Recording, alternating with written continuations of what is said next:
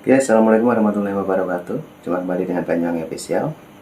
Dan kali ini kita mau nonton lagi masih tentang pemilu 2024 kemarin. Dan sepertinya masih banyak bermunculan video yang lagi viral untuk saat ini teman-teman ya. Oke, jangan lupa like, komen, dan subscribe di channel ini Banyuwangi Official. Oke, tidak tunggu lama-lama, kita ambilkan videonya dulu. Mari kita tonton.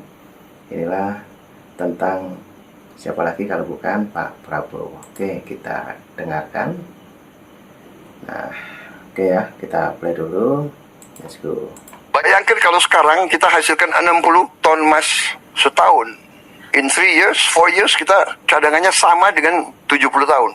Itu hasil hilirisasi. Belum yang lain-lain hilirisasinya. Saya kira janganlah mau minterin kita. You going against logic, go against common sense. Ini tidak perlu PhD. Kalau kita olah di Indonesia, lebih untung untuk rakyat kita. Sekarang tidak ada negara tanpa tentara, karena tentara untuk jaga, ya kan? Tidak ada tentara tanpa uang, tidak ada uang tanpa kemakmuran, tidak ada kemakmuran tanpa rakyat yang bahagia. Rakyat harus bahagia. Rakyat termasuk pengusaha, pedagang, petani. Petani harus untung, nelayan harus untung. Dia menghasilkan pangan. Di Jepang itu dilindungi, di Prancis dilindungi, dijamin bahwa dia nilai tukar penghasilannya harus bagus.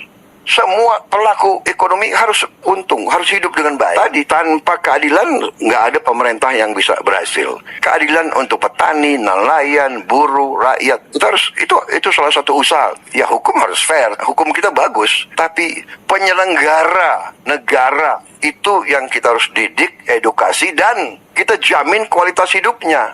Itu yang saya bicarakan waktu itu kan di KPK dan sebagainya. Jadi bukan soal apa-apa, kita harus realistis semuanya. Anda ini pelaku-pelaku, Anda mau dapat tenaga yang baik, karyawan yang baik, Anda harus kasih gaji yang fair, yang bagus. Tersecure, we can be energy secure, and we can be food secure. Kalau ini sudah, saya kira logically nanti ya, kita nggak usah takut lah. Nggak usah takut, kita bisa kasih makan rakyat kita, bahkan kita bisa jadi supplier makan dunia. Kalau tidak Nah, itu teman-teman. Jadi sangat menarik sekali. Dan ini janji Pak Prabowo teman-teman ya. Oke, jadi lebih baiknya kita dengarkan langsung. Di sini juga ada video Pak Prabowo yang lagi berkomentar janji kepada bangsa dan negara. Oke, kita dengarkan lagi. Setelah 25 tahun yang lalu, India importer net of food. Now, they're one of the biggest exporter of food, of grain in the world. Dengan apa? Dengan management, dengan good policies, dengan water conservation practices.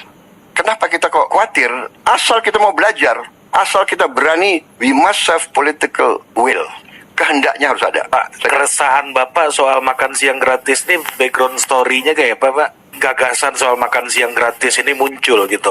Kan Pak Prabowo bukan orang yang berasal dari keluarga yang susah makan siang juga kan, Pak? Ya, saya kira mungkin ada salah persepsi. Memang saya tidak pernah kesulitan makan. Tapi saya lahir tahun 51, kita baru 1 tahun merdeka. Tidak ada orang kaya waktu itu. Orang tua saya profesor, ya makan kita sangat sederhana. Makanya saya suka nasi goreng. Apa itu nasi goreng? Nasi goreng adalah nasi kemarin yang digoreng, ya kan? Nasi goreng itu nasi kemarin yang digoreng. Telurnya 1 telur dimakan 6 orang. Didadar, dipotong strip-strip. Jadi begini, intinya begini. Saya komandan pasukan. Tentara itu operasinya bukan di kota besar, bukan di Menteng. Kita di gunung-gunung. Saya lihat orang kelaparan. Saya lihat orang di depan tenda saya mati kelaparan. Saya lihat. Anda tidak pernah lihat, saya lihat. Jadi bagi saya masalah pangan itu utama. Dan sebagai tentara, sebagai komandan, kita mengerti bahwa tanpa pangan tidak ada peradaban. Tidak ada Republik Indonesia kalau tidak ada pangan. Kita... Nah, itu salah satu pengalaman Pak Prabowo teman-teman ya, diungkapkan di sini agar masyarakat lebih tahu lagi tentang Pak Prabowo. Oke, kita dengarkan lagi. Waktu proklamasi 17 Agustus, perang lawan Belanda, tidak ada APBN. Tidak ada gaji untuk tentara, tidak ada LP. Yang kasih makan siapa tentara? Yang kasih makan rakyat di desa, petani-petani itu kasih makan. Saya pernah mengalami tahun 70. Saya di desa-desa rakyat kasih makan. Orang miskin kasih makan kepada tentara. bagi saya masalah pangan adalah utama. Jadi kalau saya nanti mimpin, pertama food security, energy security, water security, clean government, affirmative action, and then the economy. Kita will give opportunity for business to take the initiative and to flourish. That is why I say win, win, win, win. Everybody wins in a flourishing economy. Kita harus belajar dari success stories. Masalah ideologi saya tidak komentar. Ideologi negara masing-masing negara. Kamboja punya, Thailand, Malaysia punya, Tiongkok punya. Tapi we have to admit Tiongkok itu success story. Dia hilangkan kemiskinan. 1,4 miliar manusia dia bisa hilangkan kemiskinan di situ. So we have to learn. Kita harus berani juga seperti pemimpin-pemimpin Tiongkok. Kita harus hilangkan kemiskinan. Kalau kita hilangkan kemiskinan dan kelaparan, everybody will succeed. Everybody benefit. Saya kira ini orang logika semua. Ada yang bilang ke harga nikel sekarang sudah 30% turun, tahun depan diperkirakan akan oversupply, sehingga dipertanyakan lagi Pak, kita stop ekspor nikel. Soal hilirisasi kemudian diperdebatkan lagi. Perspektif Pak Prabowo Pak tentang rame-rame belakangan ini Pak, omon-omon belakangan ini Pak. Komoditas. Nah, ini wawancara yang sangat menarik teman-teman ya, perlu kita pahami semuanya.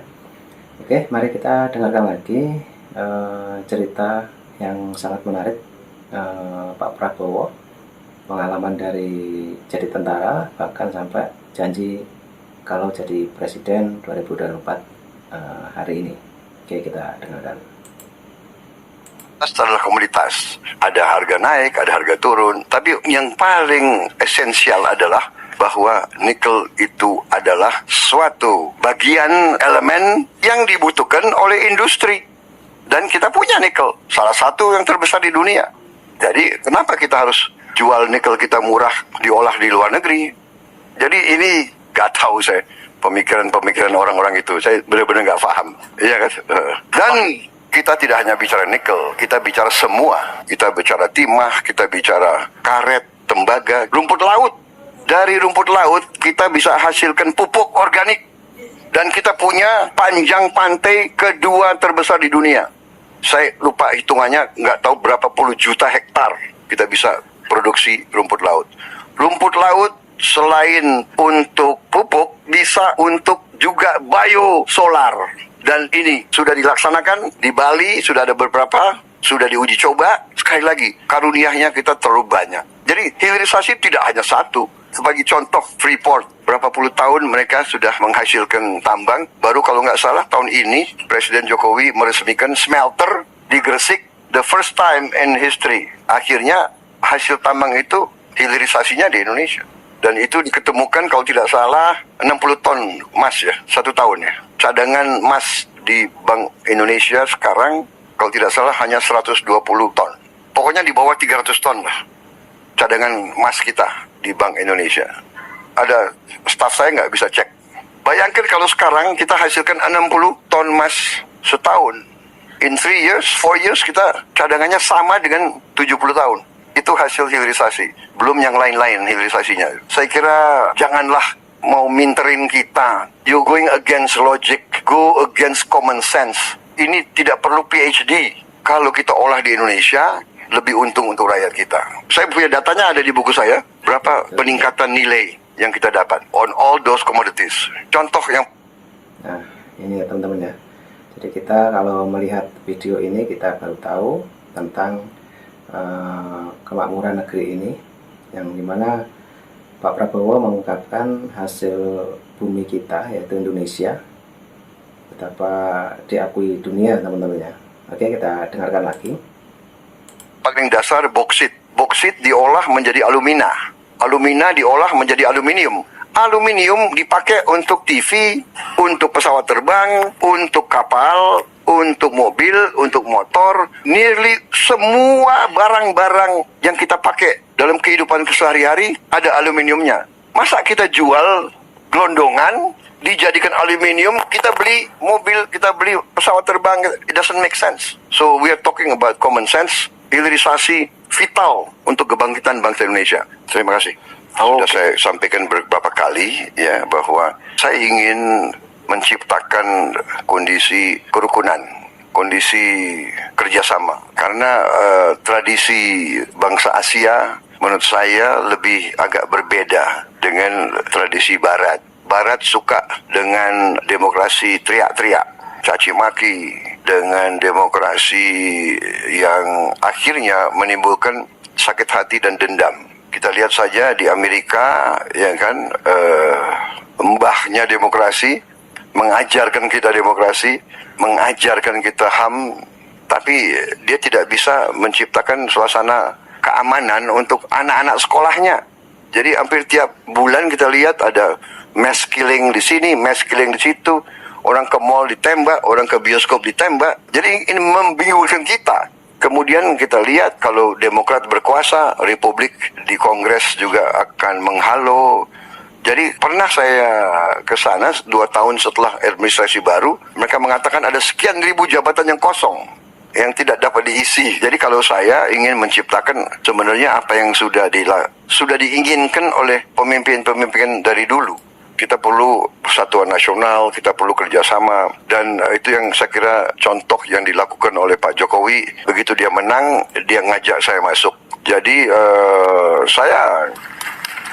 saya terus berusaha memelihara hubungan baik dengan semua pihak. Saya berusaha terus, tapi Anda sendiri melihat, kadang-kadang saya tidak mengerti. Ada mungkin penasihat-penasihatnya nggak jelas dari mana. Sampai dalam debat seperti itu, tapi sudahlah, saya nggak terlalu memikirkan, karena yang penting rakyat yang akan menentukan. Tapi kalau ditanya langkah saya pertama, oke lah, tentunya kita ingin menciptakan itu, ingin sesuatu national unity, national reconciliation. Tapi yang paling penting, tindakan pertama ya, begitu sudah yakin ditetapkan menang ya, yang paling penting dan paling pelik adalah menyusun tim, to form a team. Main sepak bola aja, yang paling penting to form a team. We must have a team yang benar-benar capable, being results, doers, performers, executors. Gagasan baik harus diexecute. Jadi itu kuncinya. Salah satu tugas pokok yang saya anggap sangat penting adalah to form the team of executors. Nah, itu teman-teman, asik sekali ya pidatonya Pak Prabowo. Dan itu tadi juga menjelaskan masalah janji Pak Prabowo juga ke masyarakat Indonesia ataupun bangsa Indonesia ini. Jadi dia mengutamakan tentang pangan ya teman-teman.